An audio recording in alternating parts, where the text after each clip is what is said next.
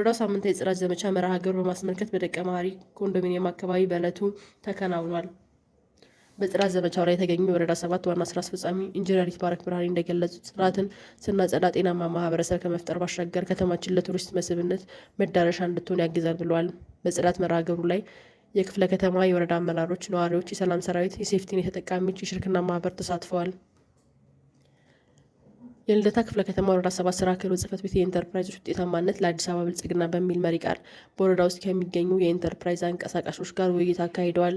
የመክፈቻ ንግግር ያደረጉት የወረዳው ምክትል ስራ አስፈጻሚና የስራ ክህሎት ጽሕፈት ቤት ኃላፊ አቶ ሽመልስ አዋስ እንደገለጹት የመድረኩ ዓላማ ኢንተርፕራይዞች ያለውን ችግር በመቅረፍ ምርትና ምርታማነትን ለማሳደግ መሆኑን ጠቅሰው ውይይቱ በ5 ዘርፎች በጥቃቅንና አነስተኛ ልማት ፖሊሲ፣ መንግስታዊ ድጋፎች፣ የባለድርሻ ተቋማት ሚና፣ በኢንተርፕራይዞች ላይ የሚታይ ውስንነትና በድጋፍ አሰጣጥ የሚያጋጥም ውስንነት ዙሪያ የነባር ኢንተርፕራይዞች ውይይት ለተከታታይ 3 ቀናት እንደሚቀጥል ተናግረዋል።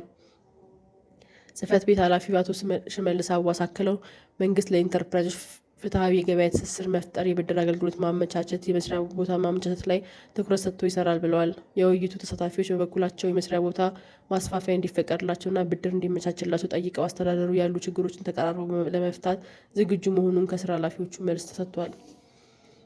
በልደታ ክፍለ ከተማ ወረዳ 7 ፋይናንስ ጽሕፈት ቤት በኪፒአይ እቅድ ሪፖርት አዘጋጀት ዙሪያ ለጽሕፈት ቤቱ ቡድን መሪዎችና ባለሙያዎች የግንዛቤ ማስጨበጫ ስልጠና ተሰጥቷል። ስልጠናው በንግግር የከፈቱት የወረዳ 7 ፋይናንስ ጽሕፈት ቤት ኃላፊ አቶ ጀግኑ ሙለታ እንደተናገሩት ጥራት ያለው እቅድና ሪፖርት ለማዘጋጀት የአቅም ግንባታ ስልጠና ያለው ሚና የጎላ መሆኑን ገልጸው በቀጣይ የጽሕፈት ቤቱ ቡድን መሪዎችና ባለሙያዎች አቅም ለመገንባት ስልጠና መስጠት ተጠናክሮ ይቀጥላል ብለዋል። ስልጠናውን የሰጡት የልደታ ክፍለ ከተማ ፋይናንስ ጽሕፈት ቤት የበጀት ባለሙያ አቶ ሀሩፍ ገብሩ በኩላቸው ሁሉም ቡድን መሪና ባለሙያ ጥራት ያለው እቅድና ሪፖርት ለማዘጋጀት ስልጠናውን በአግባቡ በመከታተል ወደ ተግባር መግባት አስፈላጊ መሆኑን ተናግረዋል። አቶ ሀሩፍም አክለው በእቅድና ሪፖርት አዘጋጀት የሚታዩ ስህተቶችን ለማስተካከል ስልጠናው ጠቃሚ ግብዓት እንደሚሆን ገልጸዋል።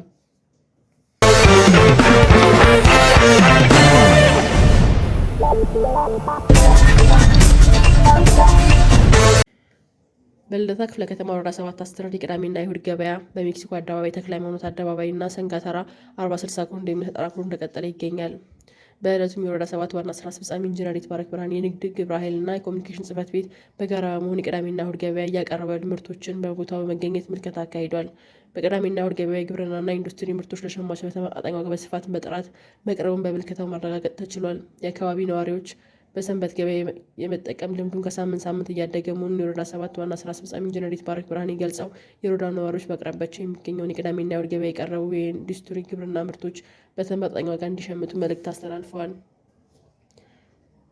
በልደታ ክፍለ ከተማ ወረዳ 7 አስተዳደር የባለ ጉዳይ ቀንን አስመልክቶ የተቀናጀ የአንድ ማዕከል በተቋም አገልግሎት አሰጣጥ የወረዳው ፐብሊክ ሰርቪስ የሰው ኃይል ልማት ጽሕፈት ቤትና ኮሚኒኬሽን ጽሕፈት ቤት በጋራ በመሆን ባደረጉት ምልከታ አጠቃላይ በአንድ ማዕከልና በተቋም አገልግሎት አሰጣጥ የአመራርና ባለሙያ ስምሪት እንዲሁም የተገልጋይ አያያዝ ምን እንደሚመስል